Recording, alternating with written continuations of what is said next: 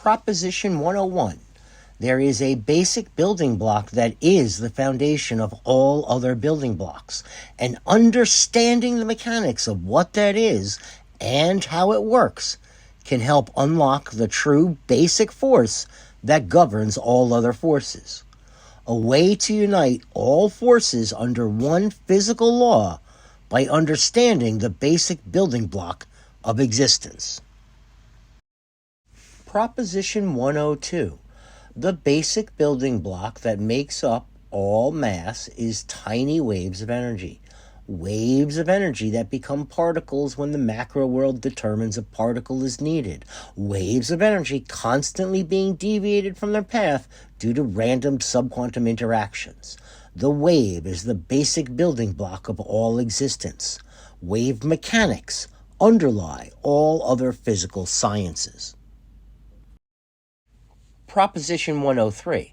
There are no point strings nor point particles, just waves of energy made up from the aggregations of even smaller waves of energy in phase. Proposition 104. Chirality and symmetry breaking, to explain how forces work, are oversimplifications of far less intuitive internal dynamics. To grasp how beta decay can see down quarks emit electrons when both are elementary further reinforces how aggregations of subquantum energy of specific densities and frequencies can manifest as either long-lived particles or very short-lived particles. Proposition 105. Waves can be considered energy in motion, and energy in motion at many different scale factors almost always moves in some form of wave. The core energy of the wave, or strength, is carried by the amplitude, while the frequency dictates the overall density of that strength, and together produce the total energy throughput of every wave. Proposition 106. Every wave requires a medium in order to function, and it was a bold assumption made by science long ago that we could have a non-mechanical wave when everything we knew about wave mechanics told us otherwise. Proposition 107. The fact that the oscillation between magnetic and electric fields can be shown via formula to dictate how electromagnetic radiation can propagate does not specifically negate the presence of an underlying medium, in particular when considering the abundance of evidence for a subquantum realm. Proposition 108. When the amplitude of a wave increases, the energy carried by the wave increases exponentially, not linearly. When there are many waves in phase, the aggregate density causes an increase in amplitude of the combined waves in phase, thus increasing the overall energy carried by the wave. Proposition 109.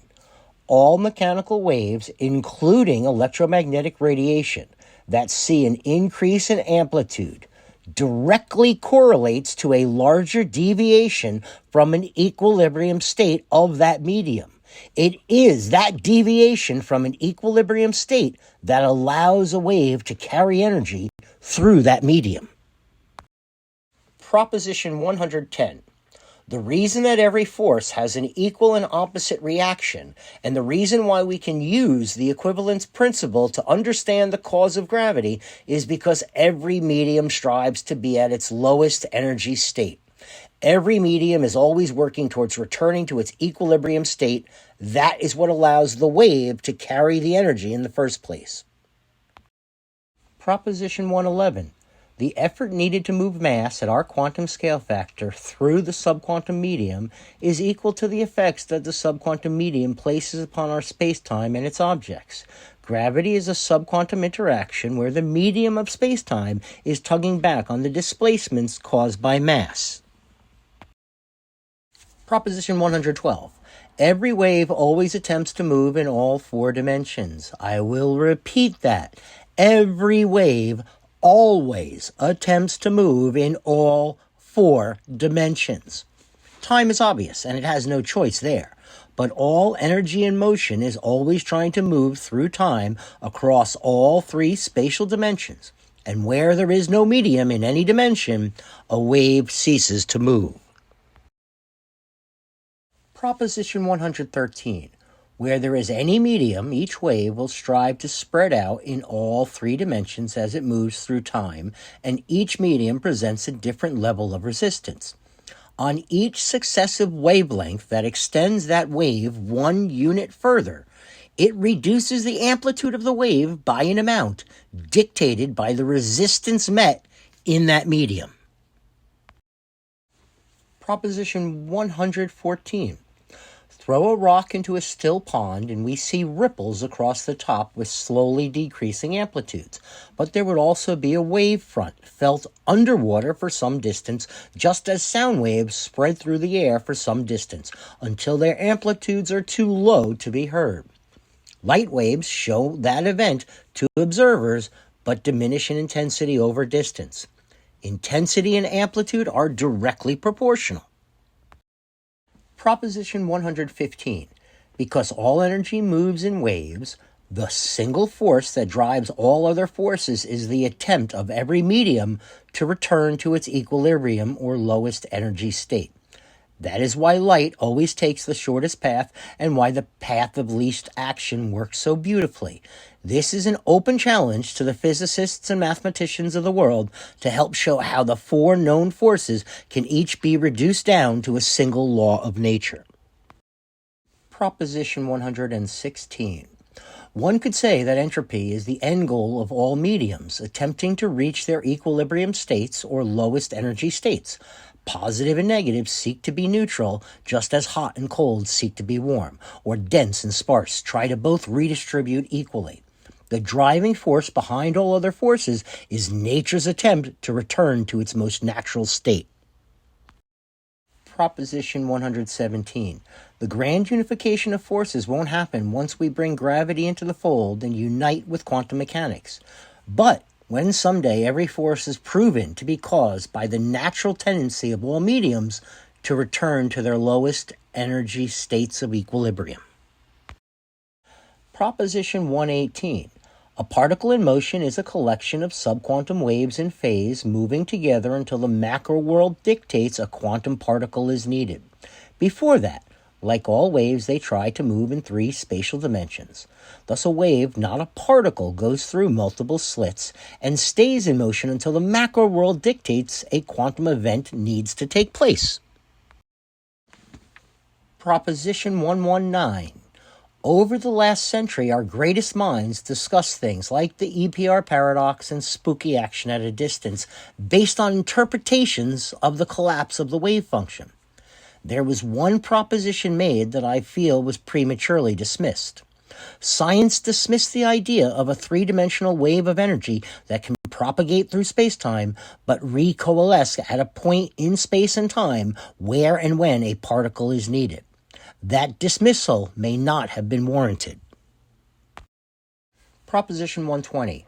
All the evidence points to a wave, not a particle, going through both slits, and instead of misrepresenting superposition to indicate a particle is in two places at once, we need to recognize that a particle is a collection of tiny waves of energy moving together and spreading out until the laws of physics or chemistry as we know them dictate a particle is needed. Proposition 121. If we accept that the laws of conservation of energy must be followed, then energy borrowed from the subquantum foam at the point a particle is required to manifest must be returned to the subquantum foam in an equal amount spread out across all the parts of the wave that ended up elsewhere. Proposition 122. There is no quantum weirdness because the collapse of the wave function holds no mystery. Entanglement is an easy-to-understand physical process directly governed by the laws of conservation. Every entangled property is due to a law of conservation, and that dictates that those properties must be set at the time a pair of particles becomes entangled. Proposition 123. When we accept the true nature of superposition, wave-particle duality, the role the subquantum realm plays in the probabilistic nature of quantum particles, and the wave function collapse, then we see hidden variables must be correct. Our understanding of the wave function collapse was flawed, thus conclusions drawn from experiments supporting John Bell's inequality are flawed at the core. Proposition 124. To claim hidden variables are wrong means that a particle whose entangled partner is measured could have its own property, one previously already set, automatically reverse without any physical process acting upon it. The absurdity we created by dismissing the subquantum waves of energy able to manifest at a single point as a particle cast a century of mysticism over our scientific community. But the time is finally here to break free. Proposition 125. I realize that we gave out Nobel Prizes in 2022 that backed up the work of John Bell, but any experiment that claims to dismiss hidden variables, properties set at the time particles are created, entangled through the laws of conservation, are using a flawed assumption to base conclusions upon. Proposition 126. When we grasp that particles in motion are collections of tiny waves of energy and phase trying to spread out, able to coalesce at a specific point where the macro world dictates it needs a particle, then we end up with naturally occurring entanglement without any form of spooky action at a distance. Remove the assumption we found anything elementary, and the weirdness of quantum mechanics fades away.